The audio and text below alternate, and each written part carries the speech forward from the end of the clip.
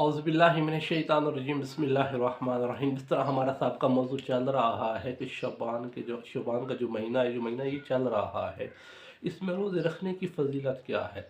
जिस तरह मैंने पहले सबका वीडियो में आपको बताया है कि जो शख्स भी शबान के 2 रोज़े रख लेगा, अल्लाह उसे जहन्नम में हमेशा के लिए नहीं रखेगा और उसकी जो बुराइयां हैं वो भी ख़त्म हो, यानी उसकी बुराइयां भी अल्लाह मिटा देगा। ये किसका फरमान है? नबियों का सुल्तान नबी हज़रत मोहम्मद मुस्तफ़ा सल्लल्लाहु अलैहि वसल्लम का फरमान है।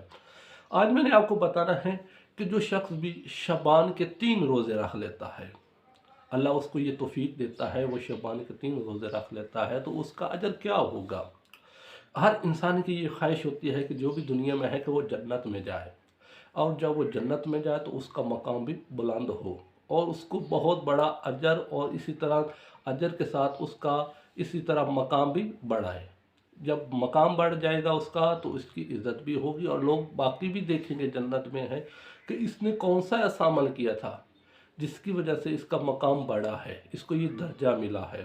तो नबी को सुल्तान नबी हज़रत मोहम्मद मुस्तफ़ा सल्लल्लाहु अलैहि वसल्लम इरशाद फरमाते हैं कि जो शख्स भी शबान के 3 रोज़े रख लेता है, अल्लाह उसके जो मकाम है वो 70 गुनाह बढ़ा देगा और उसके जो दर्जा होगा तो अल्लाह उसके यकूत और मोती के 70 दर्जे जो अल्लाह तबारक उसके बुलंद कर देगा।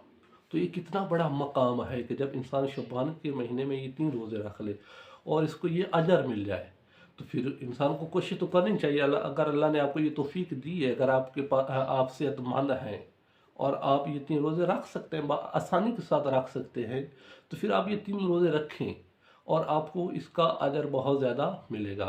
अल्लाह हमें शबान की कम से कम 3 रोज़े रखने की तौफीक अता फरमाए। वस्सलामु अलैकुम व रहमतुल्लाह।